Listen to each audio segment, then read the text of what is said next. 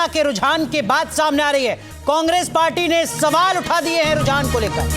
जी हाँ, कांग्रेस की ओर से कहा गया है कि जानबूझकर इलेक्शन कमीशन ऑफ इंडिया की जो वेबसाइट है उसको धीरे किया गया है। ये जयराम रमेश ने सवाल उठाया और साथ ही ये कि क्या बीजेपी प्रशासन पर दबाव बना रही है। अनुराग, ये बड़ा आरोप जयराम रमेश ने लगाया। सुनिए जरा क्या कुछ कह रहे हैं जयराम रमेश।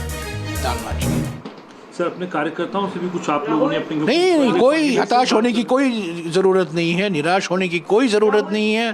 3-3:30 बजे तक काउंटिंग सेंटर पर वो रहें, टिके रहें, क्यों ना ये खेल ख़त्म नहीं हुआ है।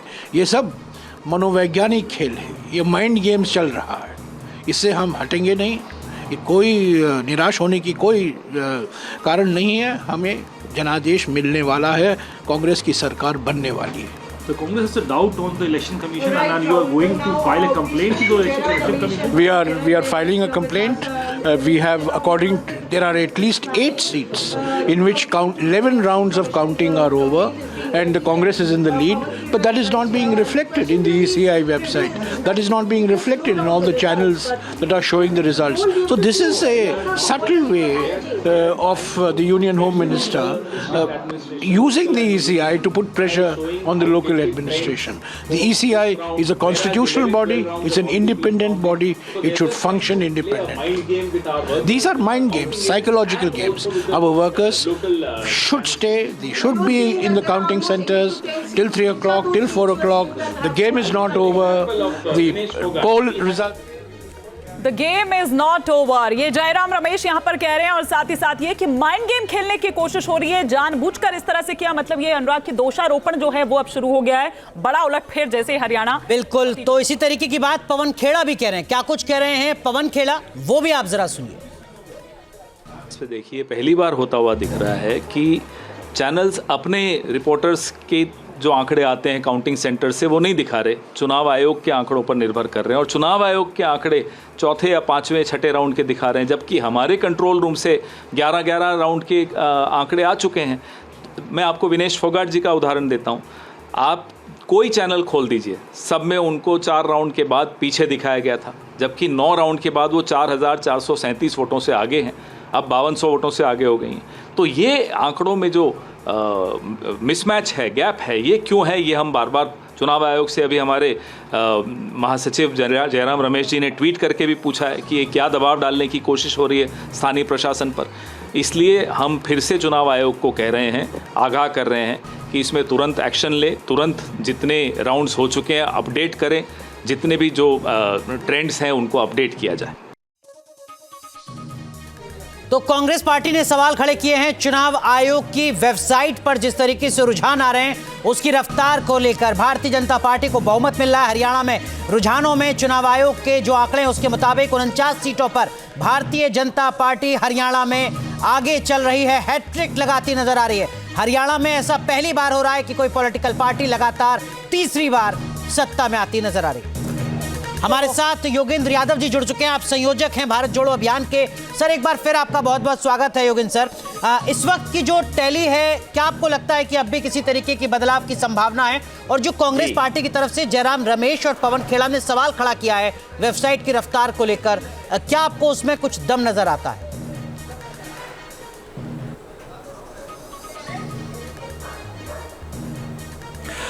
अभी से 1.5 घंटा पहले जब हमारी बात हुई थी तब मैंने कहा था कि अभी आंकड़े स्टेबलाइज कर जाएं, अभी पूरी तरह पता नहीं लग रहा है, लेकिन अब स्टेबल हो चुका है। अगर 3-4 अलग अलग सोर्सेज से देखें, अलग अलग चैनल्स को मैं देख रहा था, ईसी वेबसाइट देख रहा था, जो अखबार हैं जिनके पास स्ट्रिंगर होते हैं उनकी वेबसाइट्स भी देख रहा था, और सब मिलाकर एक ही ट्रेंड रिपोर्ट कर रहे हैं। तो मुझे नहीं लगता कि उसमें कोई बहुत बड़े बदलाव की गुंजाइश दिख रही है इस वक्त। ये ज़रूर है कि बीजेपी का मार्जिन थोड़ा कम है, जिन सीटों पे बीजेपी आगे है और जिन सीटों पे कांग्रेस आगे है उनका मार्जिन थोड़ा सा ज़्यादा है, लेकिन ये स्वाभाविक हो सकता है, इसमें कोई बहुत हैरानी की बात नहीं लगती है।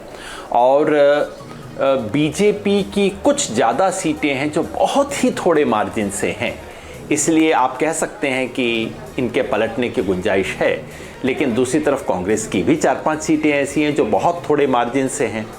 तो जो फिलहाल आंकड़े हमारे पास उपलब्ध हैं उसके आधार पे ये स्पष्ट दिख रहा है कि बीजेपी आगे है और बीजेपी मेजॉरिटी के पार है, क्योंकि अगर एक आध सीट का अंतर हो भी जाता है तब भी याद रखिए कि कम से कम 2 इंडिपेंडेंट ऐसे हैं जो कि बीजेपी के रेबल हैं, बीजेपी से ही बाहर गए हैं, गन्नौर में और हिसार में जी। तो बीजेपी उनका भी सहयोग ले सकती है। तो इस वक्त बीजेपी आगे है। तो जो 1.5 घंटा पहले मुझे यकीन नहीं हो रहा था वो बात सच साबित होती दिख रही है। और कम से कम जितने चुनावों को मैंने कवर किया है उनमें से ये एक बहुत बड़ा हैरानी वाला परिणाम हमारी आंख के सामने, और ये हिस्टोरिक है। और जब हैरानी का परिणाम आए तो सर झुका के स्वीकार करना चाहिए। जी, तो फिर आप इनके पीछे क्या फैक्टर देखेंगे योगेंद्र जी? क्योंकि 2-2.5 घंटे पहले यही हम बात कर रहे थे अनएम्प्लॉयमेंट की, किसानों की, पहलवानों की, जवानों की, कि ये वो मुद्दे हैं जो कहीं भारी पड़ते हुए नजर आ रहे हैं। लेकिन अब जो ये टैली हमको दिखा रहा है, इस पर हम क्या कहेंगे? क्योंकि बहुत ज्यादा तो आप भी मान रहे हैं कि इसमें कुछ रद्दोबदल ऐसा नहीं हो पाएगा।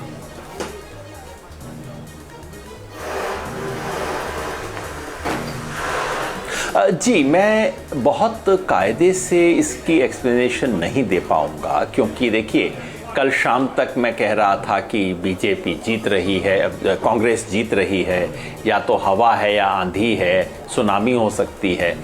और अभी 2 घंटे बाद मैं एकदम बताना शुरू कर दूं हाँ बीजेपी के जीतने के कारण थे, तो बात सही नहीं होगी।